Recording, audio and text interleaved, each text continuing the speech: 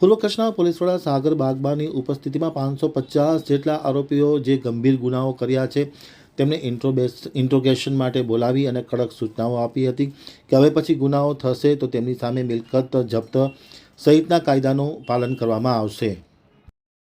હવે જોઈએ ગાંધીધામ આમતક ન્યૂઝ બ્યુરોનો એક વિસ્તૃત અહેવાલ। પૂર્વ કચ્છ પોલીસ દ્વારા શિણાઈ પોલીસ હેડક્વાર્ટર ખાતે 550થી વધુ આરોપીનું ઇન્ટ્રોગેશન પોલીસ વડાની હાજરીમાં કરવામાં આવ્યું હતું। 12 વાગ્યે શિણાઈ સ્થિત પોલીસ હેડક્વાર્ટર ખાતે શરીર સંબંધી ગંભીર ગુનાઓ જેમ કે ખૂનની કોશિશ, ગંભીર ઇજાઓ સહિતના ગુનામાં સંડોવાયેલા આરોપીઓનું પૂર્વ કચ્છ જિલ્લા પોલીસ અધિક્ષક સાગર બાગબાની ઉપસ્થિતિમાં કડક ઇન્ટ્રોગેશન કરવામાં આવ્યું હતું। ઇન્ટ્રોગેશન દરમિયાન 550થી વધુ આરોપીઓને આ ઇન્ટ્રોગેશનની કામગીરીમાં બોલાવ્યા હતા। ખુદ પોલીસ વડાએ તમામ આરોપીને બોલાવી સ્પષ્ટ ચેતવણી આપી હતી કે હવે પછી ગુનાઓ થશે તો સરકાર તમારી સામે કડક કાર્યવાહી કરશે તેવી સૂચનાઓ જારી કરવામાં આવી હતી। જોકે કોઈ આરોપીઓ ફરીથી આવા કે અન્ય કોઈ ગુનામાં સંડોવાશે તો તેમની સામે ગુસ્સી કોર્ટ જેવા કડક કાયદાઓ હેઠળ ગુનો દાખલ કરવામાં આવશે। આરોપીની મિલકત પણ જપ્ત કરવામાં આવશે। તેમના ગેરકાયદેસર બાંધકામ કે વીજ જોડાણ હશે તો તે દૂર કરવામાં આવશે તેવી કડક ચીમકી આપવામાં આવી હતી। ખાસ કરીને ઇન્ટ્રોગેશનનો કાર્યક્રમ ખૂબ જ અસરકારક અને ધાક બેસાડતો રહ્યો હતો। નથી આપણી બરાબર એમાં જે નગરપાલિકા દ્વારા જગ્યા તોડી ગઈ છે તેમાં પછી જગ્યા બાકી રહી હતી એમાં મંદિર દ્વારા જગ્યા તોડી નાખવામાં આવી બરાબર।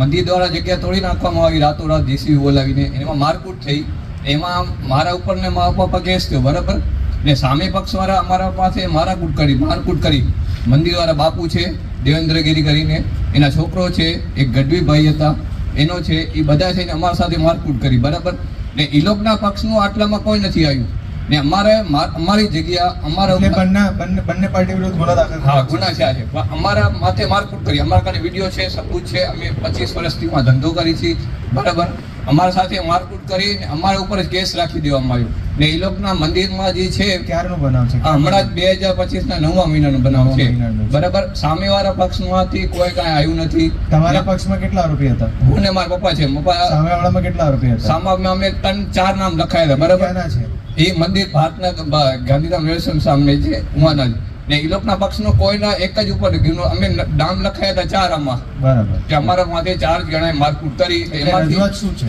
કે અમારી જગ્યા ઉપર એ લોકો રજૂઆત શું છે?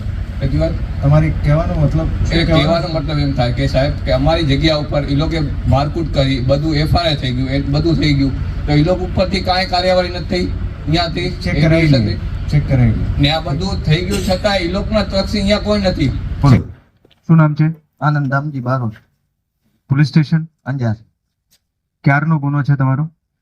9મા મહિના 9મા મહિનાનો। શું બનાવ હતો? મર્ડર કરી દીધું। કઈ જગ્યાનું? વિમાસર। ભીમાસર। તમારી સાથે બીજા કેટલા આરોપી? 4 આરોપી। શું સ્ટેટસ છે બાકી 3નું?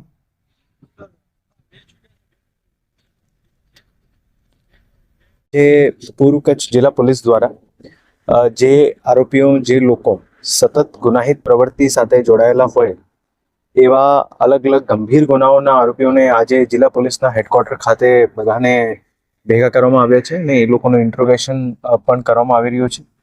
આમાં લગભગ આજે 550 જેટલા આરોપીઓ જે છે જિલ્લાના વિવિધ પોલીસ સ્ટેશન વિસ્તારના અહીંયા બધા આરોપીઓને જે છે ઇન્ટ્રોગેટ કરવામાં આવી રહ્યા છે અને ખાસ કરીને પોલીસ દ્વારા એ લોકોને ખાસ નસીહત છે કે કોઈ પણ ગુનાહિત પ્રવૃત્તિમાં ફરીથી નહીં જોડાય અને અગર એવું કોઈ આરોપીઓની કોઈ ફરીથી ગુનાહિત પ્રવૃત્તિ ધ્યાનમાં આવશે તો પોલીસ દ્વારા એમાં ગુસ્સી ટોકને અંતર્ગત પણ પગલાં લેવામાં આવશે અને એની સાથે સાથે એ લોકો દ્વારા જે મિલકત એવી ગુનાહિત પ્રવૃત્તિથી ભેગી કરીને જે અર્જિત કરેલી હોય એવી મિલકતો ઉપર પણ કાર્યવાહી કરવામાં આવશે અને એની સાથે સાથે કોઈ આરોપીઓની અગર ગેરકાયદેસર મિલકત પણ અગર ધ્યાનમાં આવશે જે સરકારી જગા ઉપર જે વસાહત કરેલી હોય તો એમના ઉપર પણ જે છે જિલ્લા પોલીસ દ્વારા તંત્રના સહયોગને સાથે રાખીને એ લોકો ઉપર કાર્યવાહી કરવામાં આવશે।